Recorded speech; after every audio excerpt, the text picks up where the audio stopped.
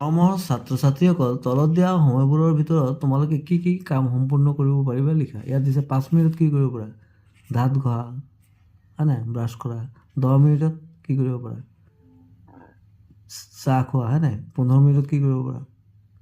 এনেকৈ তোমালোক নিজে ইয়াত লিখিবাচোন। ঘৰৰ পৰা বিদ্যালয় আহি পাওঁতে তোমাৰ বন্ধুসকলৰ কিমান সময় লাগে তেওঁলোকৰ সহায়ত হিচাপ কৰি লিখোৱা হয়। এই বন্ধুসকলৰ নাম লিখিবা, ঘৰৰ পৰা ওলোৱা সময়, ইয়াত বিদ্যালয় পোৱা সময়, ইয়াত প্ৰয়োজন কিমান সময় লাগে। এইটো তোমালোকে নিজে নিজে কৰিবা। ইয়াত দিছে ক্ৰিয়াকলাপ। আমাৰ দৈনন্দিন জীৱনত কাম কাজ কৰোঁতে কম সময় আৰু বেছি সময় লগা কামবোৰ তালিকাভুক্ত কৰা। কম সময় লগা কাম কি, কোঠালি এটা পৰিষ্কাৰ কৰা। আৰু বেছি সময় লগা, ঘৰৰ আটাইবোৰ কোঠালি পৰিষ্কাৰ কৰা। তেনেকৈ কম সময় লাগে বটল এটা পানী ভৰ্তি কৰা, কিন্তু টেংকি এটাত পানী ভৰ্তি কৰিবলৈ বেছি সময় লাগে। মৰমৰ ছাত্ৰ ছাত্ৰীসকল, তোমালোকে ইয়াত চোৱা বিভিন্ন ধৰণৰ ঘড়ী। এনেধৰণৰ ঘড়ী দেখিছাই তোমালোকে নিশ্চয়। ৱাল ক্লক দেখিছা, মোবাইল ঘড়ী দেখিছা, তোমালোকে এই বেছিভাগ দেখিছাই এইবিলাক। ইয়াত এটা যাত্ৰা আৰম্ভ কৰা ঠাইৰ নাম দিছে, ৰেলগাড়ীৰ নাম দিছে, ৰেলৰ টিকেট এইদৰে তোমালোকে দেখিছে। যাত্ৰা আৰম্ভ কৰা হ'বলগীয়া তাৰিখ, এতিয়া 24 ঘণ্টা কৰি দিয়া সময়টো, যাত্ৰা শেষ হ'বলগীয়া তাৰিখ, যাত্ৰা শেষ হ'বলগীয়া সময়, ভাড়াটো কিমান, আকৌ ক'ত যাবা। মৰমৰ ছাত্ৰ ছাত্ৰীসকল, ইয়াত দিছে 12 ঘণ্টীয়া ঘড়ী আৰু 24 ঘণ্টীয়া ঘড়ীৰ মাজত পাৰ্থক্য। তলৰ সময়বোৰ 12 ঘণ্টীয়া ঘড়ীত হিচাপত লিখা। 24 ঘণ্টীয়া ঘড়ীৰ সময়, ইয়াত দিছে 12 ঘণ্টীয়া ঘড়ীৰ সময়। 24 ঘণ্টীয়া ঘড়ীৰ সময় এনেকৈ 14টা বাজিলে ঠিকে হ'ব, মানে 12, আমিতো 12 ঘণ্টীয়া ঘড়ীত কি থাকে, 12 পিছত আকৌ 1 আহে, তাৰপৰা 14 মানে কি 2, মানে 2 PM মানে আবেলি 2 বজা। এতিয়া 16:40 কিমান মানে এইটো হ'ব, 12 পিছত কি হ'ল, 12, 13, 14, 15, 16, 4, মানে 4:40 PM। এইটো 18:50 মানে 12 পিছত কিমান আৰু যোগ হ'ল, 6 ঘণ্টা, 6:50 PM। 23:15 কিমান, 23 মানে 12 পিছত কিমান হ'ল, 12, 13, 14, 15, 16, 17, 18, 19, তাৰমানে 11:15 PM, ৰাতি 11:15। আৰু 2:45 এই দুটা একেই থাকিব, এইটো কি হ'ব, AM। ইয়াত দিছে 12 ঘণ্টীয়া ঘড়ীৰ সময়, 24 ঘণ্টা। 8:30 মানে কি, 8:08, দুটা অংক বনাব লাগে, 0 দিছোঁ।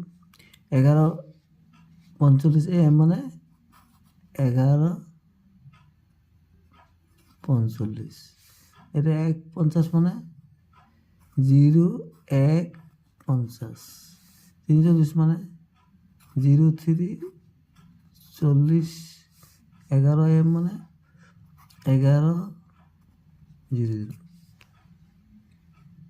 মৰমৰ ছাত্ৰ ছাত্ৰীসকল, ইয়াত ছবি চাই কৰোৱা হয়। ইয়াত ছবিটো চোৱা, এই কোকৰাঝাৰৰ পৰা 5টা বজাত দিছিলে ট্ৰেইনখন নিউ বঙাইগাঁও, তাৰপিছত 1 ঘণ্টা 5 মিনিট লাগিছে বৰপেটা ৰোড, তাৰপিছত নলবাৰীত পালে 7:40, আৰু ইয়াত লাগিলে 2 ঘণ্টা 10 মিনিটত গুৱাহাটীত পাই গ'ল। এতিয়া চাওঁ, ৰাতিপুৱা 5 বজাত ৰেলগাড়ী এখন কোকৰাঝাৰ ষ্টেচনৰ পৰা যাত্ৰা কৰি আৰম্ভ কৰি 30 মিনিট পাছত নিউ বঙাইগাঁও ষ্টেচন পালে। গাড়ীখন কেই বজাত নিউ বঙাইগাঁও ষ্টেচন পালে, তাৰমানে কিমান, 30 মিনিট, তাৰমানে 5:30 পালে। আকৌ ৰেলগাড়ীখনে নিউ বঙাইগাঁও ষ্টেচনৰ পৰা 1 ঘণ্টা 5 মিনিট পাছত বৰপেটা ৰোড ষ্টেচন পালে। ৰেলগাড়ীখনে কেই বজাত বৰপেটা ৰোড ষ্টেচন পালে, 1 ঘণ্টা 5 মিনিট, তাৰমানে 5টা বাজিলে, 5 একে 6, মানে 6:35।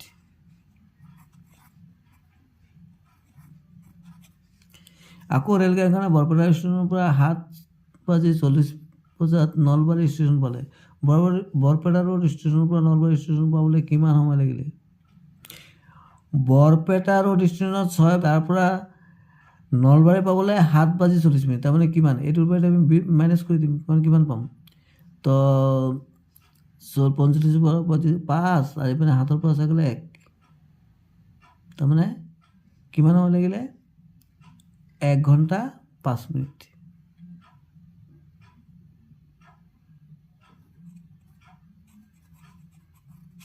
এক ঘণ্টা 5 মিনিট। ৰেলগাড়ীখন নলবাৰী ষ্টেচনৰ পৰা 2 ঘণ্টা 10 মিনিট সময় যোৱাৰ পিছত গুৱাহাটী ষ্টেচন পালে। ৰেলগাড়ীখনে গুৱাহাটী ষ্টেচন কেই বজাত পালে? আৰু গুৱাহাটী ষ্টেচন কেই বজাত পালে? 7:40 নলবাৰী পালে।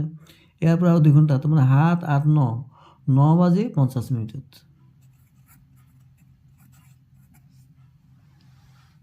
মৰমৰ ছাত্ৰ ছাত্ৰীসকল, আমি যে বেমাৰ হ'লে দৰৱ পাতি খাওঁ, এই দৰৱ পাতিত এই দৰৱবিলাকৰ কিছুমান মেনুফেকচাৰ ডেট মানে উৎপাদনত তাৰিখ দিয়া থাকে আৰু তাৰ এক্সপায়াৰী ডেট দিয়া থাকে। তাৰমানে কিমান তাৰিখ বা কিমান বছৰলৈকে আমি এই দৰৱটো ভাল থাকিব।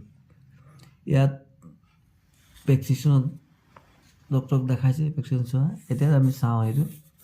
তলত উল্লেখ কৰা বস্তুবোৰৰ উৎপাদন আৰু ম্যাদ উকলাৰ তাৰিখবোৰ চাই তালিকাখন পূৰ কৰা। ইয়াত ঘিউৰ বটল দিছে, এটা উৎপাদনৰ তাৰিখ কেতিয়া উৎপাদন হৈছিলে? এই যে 22/4/2024। আৰু ম্যাদ উকলাৰ তাৰিখ কিমান দিছে? 26/10/2024। ঠিক সেইদৰে এই দৰৱটো চোৱা, উৎপাদনৰ তাৰিখ এইটো কিমান দিছে? 22/4/2024।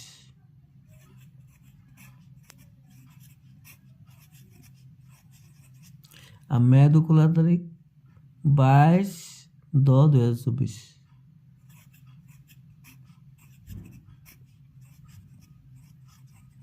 তাৰ মানে আমি দৰৱটো ম্যাদ উকলাৰ মানে 22/10/2024 আগতে আমি খাব লাগিব যদি আমাৰ প্ৰয়োজন বোধ কৰোঁ। ইয়াৰ পিছত খালে দৰৱটো ম্যাদ উকলি যাব। Thanks for watching. Stay connected. Thank you so much.